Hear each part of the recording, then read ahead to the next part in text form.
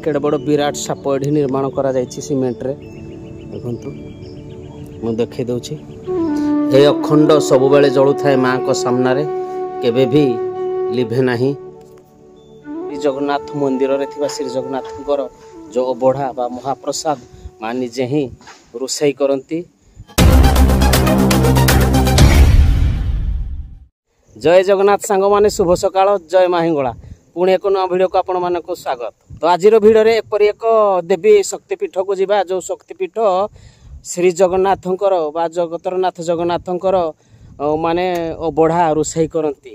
सही माँ जगन्नाथଙ୍କର अबढ़ा रोषई करती। माँ को बिना जगन्नाथ उपास रहे तो सही देवी शक्तिपीठ को आज आपण मानक नहीं जी आम तालचेर अधिष्ठात्री देवी माँ हिंगुला पाखक। ताहले चलतु जी 60 पौटी रोषई करुवा सही माँ पाखक।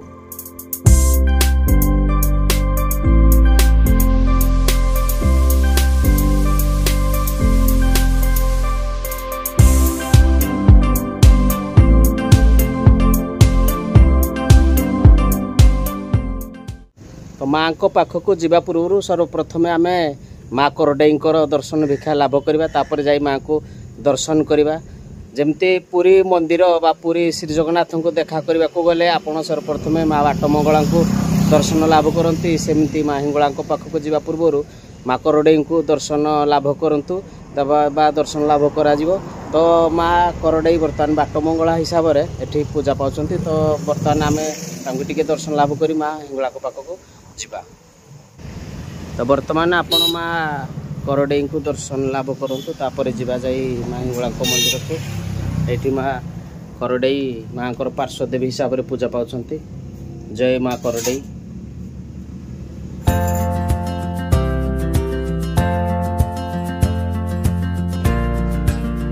तो देखंतु माँ को भव्य मंदिर दूर देखागला। बर्तमान आम ता पाखक जीवा। तो बर्तमान आम मंदिर परिसर भितर पहुँची सारे माँ को मंदिर परिसर भितर। तो बर्तमान मो माँ को पीठरे पहुँची सारे। एटी हूँ माँ को मुख्य द्वार। बर्तमान जाई माँ को दर्शन करेबी आपण मानक। तो चलतु जीवा। ये हूँ माँ को मुख्य द्वार। देखंतु माँ को पाखक आसवा कहले आपन को बाहर कौन भोगराग आने को पड़ोनी। ता साइड रे भोगराग दुकान सब अवेलेबल अच्छी आपण को अलग कौटू आने को पड़ोनी। तो देखो दुई साइड रे भोग दुकान मान अच्छी।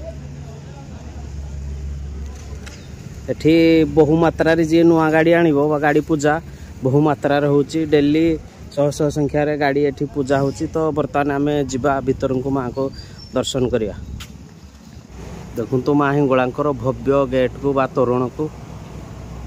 तो बर्तमान आम जाई भीतर को दर्शन करिया। तो बर्तमान आम भीतर को जीवा।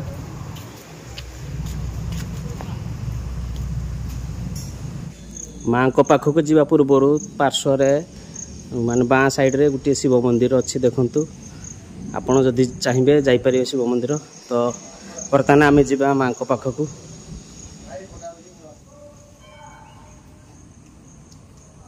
तो बर्तमान आम माँ को बेढ़ा भीतर को प्रवेश करुछंती। देखंतु दुई साइड रे दुईटी विराटकाय सिंह रखा जाइछि। तो बर्तमान आम माँ को पाखक जीवा। देखंतु आगे जो मुखशाला अच्छी सेटा बर्तमान निर्माण कार्य चलुची। तो सही साइड रे जाई हेबनी। तो लेफ्ट साइड रे गोटे बाट अच्छी। तो सही साइड रे भक्त मान जीवा आसवा करछंती। आम भी सही साइड रे जीवा। तो देखंतु माँ को भव्य मंदिर एठू कि दृश्यमान होउची। तो आग को आम जाई माँ को दर्शन लाभ करिया। तो चलतु जीवा बर्तमान।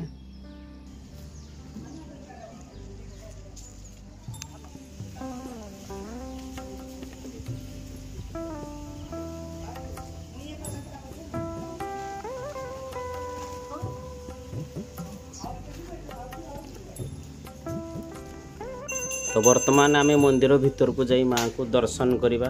देखंतु माँ को भव्य दर्शन भाग्य थिले परी दर्शन मिले। तो जय माँ हिंगुला जय माँ हिंगुला भव्य दर्शन करंतु। माँ को कृतार्थ लाभ करंतु। धन्य हो जिवे परिदर्शन थरे देखिले।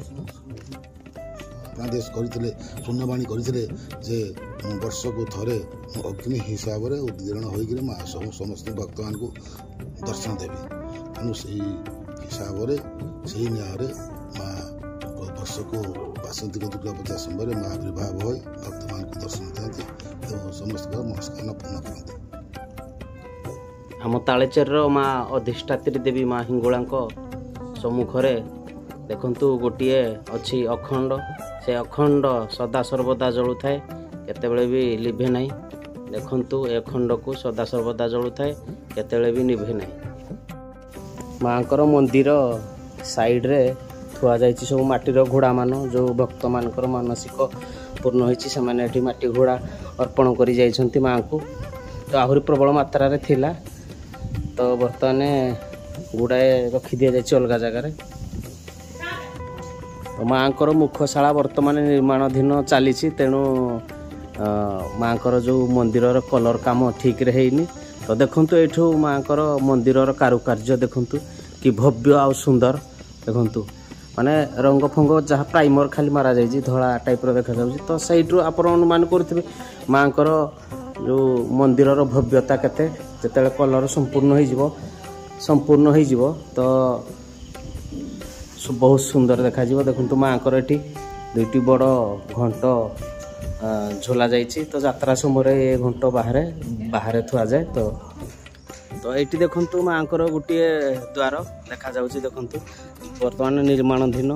ତ ସେ ଦୂରରେ ବି ଗୋଟିଏ ସେଇ ଟାଇପ୍ର ମାନେ ଦ୍ୱାର ଏଣ୍ଟ୍ରି ଗେଟ୍ କରାଯାଇଛି। ତ ମାଙ୍କର ଏମିତି 4ଟି ଦ୍ୱାର। ଆମେ ଯେଉଁ ରାସ୍ତାରେ ଆସିଲେ ସେଠି ହେଉଛି ମୁଖ୍ୟ ଦ୍ୱାର।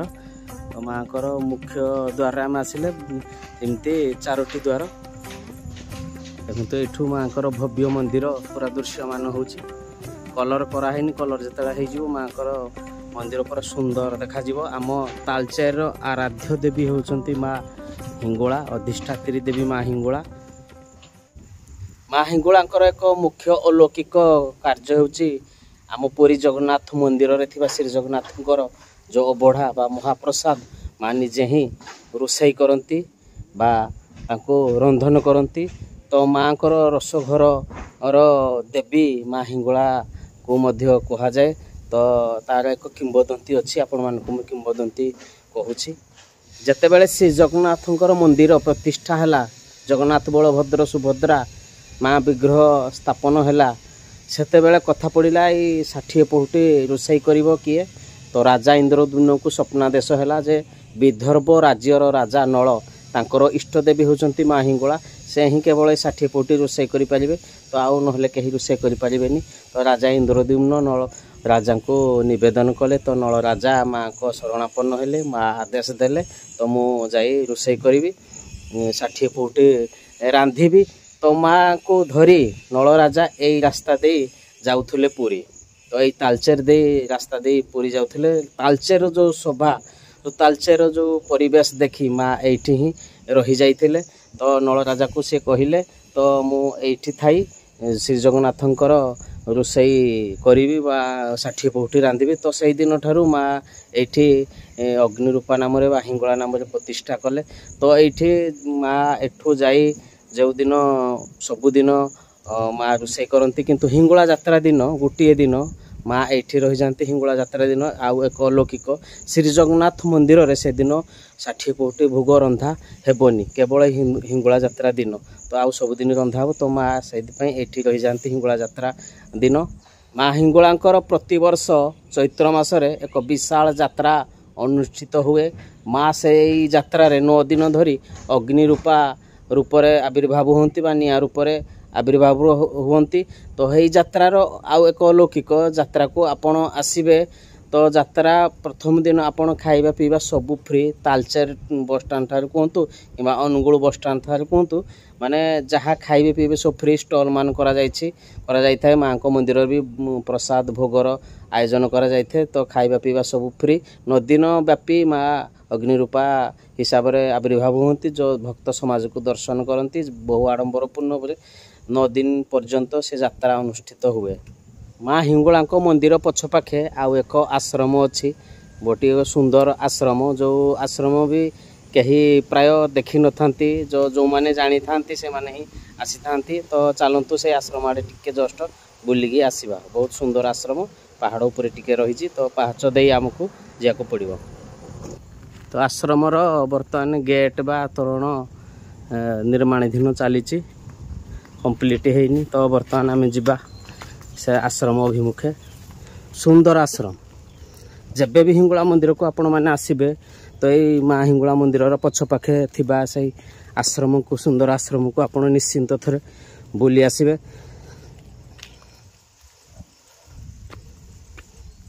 देखु ये गोटे सुंदर साप निर्माण कर विराट काय साप। तापरे अच्छी शिवशंकर, माँ पार्वती, प्रभु गजानन।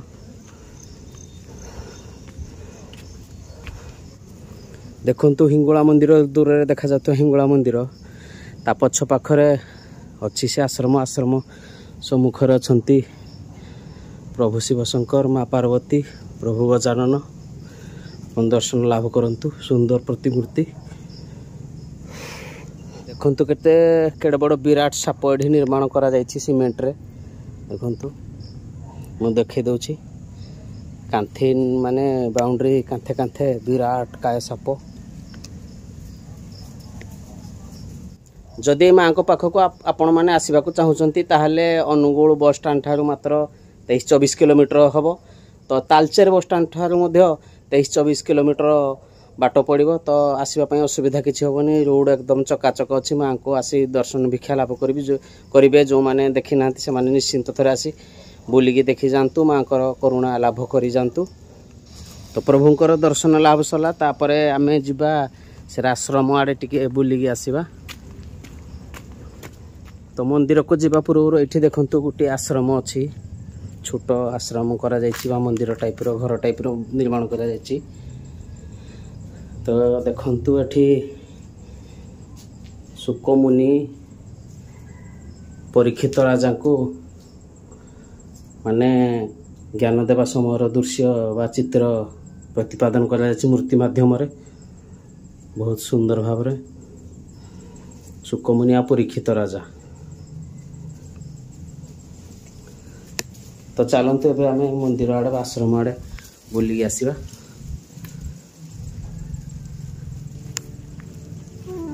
देखु बर्तमान से मंदिर बा जो कहते आश्रम से मंदिर राधाकृष्णकर मंदिर एक्चुअली।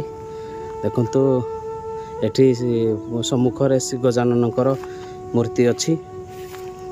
मंदिर स्थापन छोट मंदिर स्थापन करा जायछि प्रभु श्री गणेशंकर।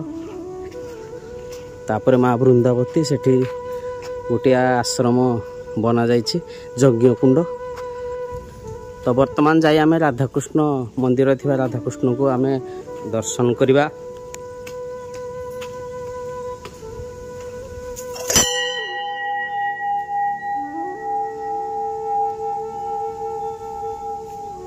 तो एठी देखंतु प्रभु गरुड़ंकर मूर्ति स्थापन करा जायछि।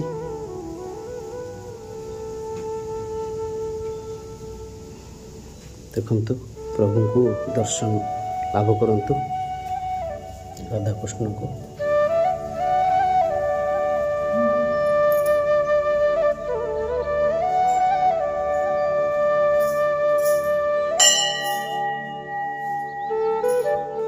तो सब माँ को मंदिर आश्रम राधाकृष्ण को मंदिर सब देखा सरला। तो एथर आम घर बाहुड़ा हबु आपण मानक ठारू विदाय नबु। तो वीडियोटी केमती लगे निश्चिंत मतामत आपण कमेंट माध्यम देवे। तो लाइक शेयर एंड सब्सक्राइब करदे। तो एतिक रोचे। जय हिंद, जय जगन्नाथ, जय माँ हिंगुला।